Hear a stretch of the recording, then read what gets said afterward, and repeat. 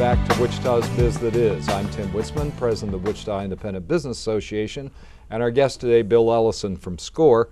And Bill was partway through explaining the Boots to Business program for vets.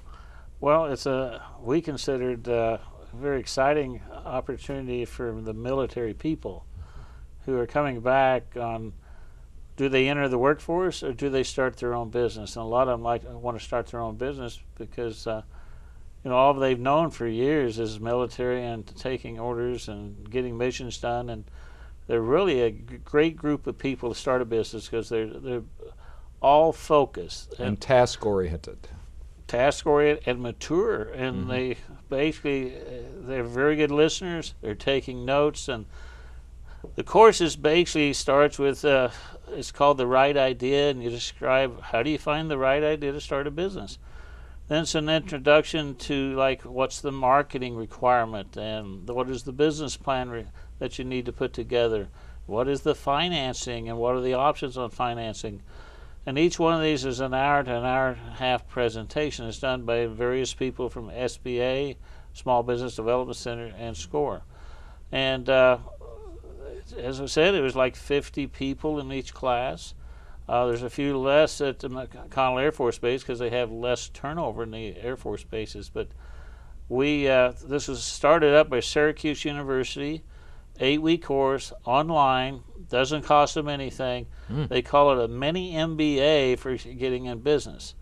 And it's every one of them, you're throwing that much at them in 2 days, and it's sort of, it's hard to absorb. It's very hard to absorb. So, and the 8-week course, we find like half of them go through the 8-week course, and you can do it on your time, but it's a lot of work. It's like spending 3 to 4 hours out of class trying to put together your business plan and your strategies and your goals, and how are you going to get your resources to and assets to put this business together.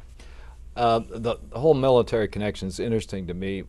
I learned the value of the military for helping people out, really getting their lives started, from my dad, who I'd go with him at times when he'd take kids down and sign them up. Often kids from not very good home backgrounds. And I'd see these kids come back for the first time in their life. They had structure, they had discipline, and they had people who cared about them. I think outside people who've never been in the military don't understand there are people there who care about you.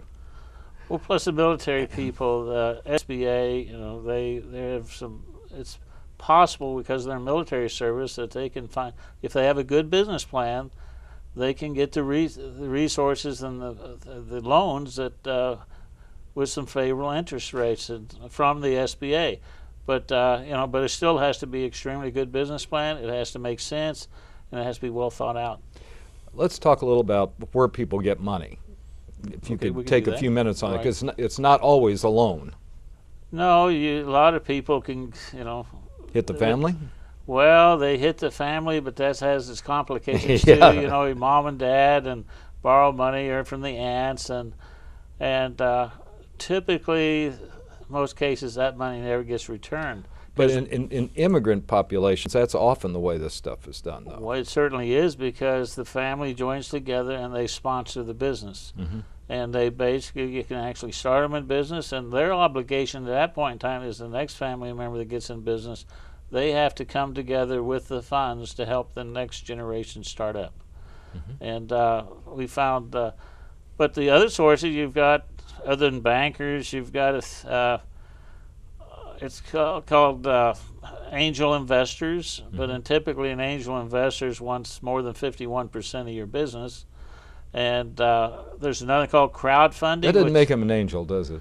No, you really need to get in business badly if you do that, because if you do well, they will take a lot of money from your pockets you normally wouldn't be putting out there. Then you've basically got, I guess, people who are, I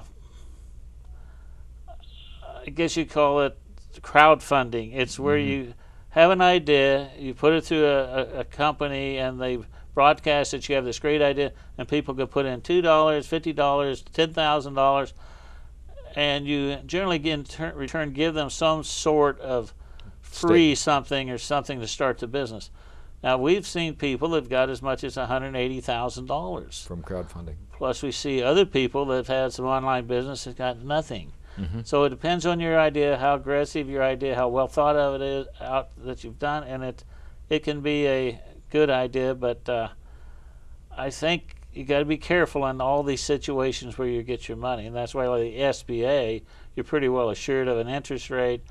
It's government backed, and it's but there are some good banking loans too, because if you're we've had several people this year that if they've got a great business plan, good cash flow, good profit and loss statements, bankers will loan that money. But they're tight on money right now. But if you've really, especially if you've been in business for several years and you've got some assets and you're a responsible party with paying your bills and everything, you can get a loan. I've had people come and where I was just kind of shaking my head. Do you get some folks who walk in the door? Can you tell any war stories of, you know, like, well, what is this person thinking? We've had what I call the flavor of the month person. They'll come in the first time with one idea, and you start a business plan with them, and they say, "Man, that is a lot of work." And then they'll come back, and about 2 months, they've got a different idea. But in almost every case, we find that they probably aren't going to succeed that well. But then you come in some people that's really researched their ideas, and they're really excited and passionate, and they've thought everything out. They frankly have almost half a business plan. They go online under sba.gov or score.org, and they actually get a format for a business plan. Yeah. And they put it together. I have one lady I'm working with right now. I'm not going to mention her name, but she came in with a wonderful business plan, and all we're doing is tweaking it right now to see if we can get her the funds that she needs. Terrific. But and as far as a SCORE person, I guess we get our excitement by the fact when it all comes together, because we start living and breathing their companies. We start giving them ideas, but basically, as I guess you'd call it, counselors, we probably screwed up enough in our lives that we don't want other people screwing up, so we're trying to help them stop from doing that. Before I screw up and don't get this segment over, we'll be right back with more Wichita's Biz That Is.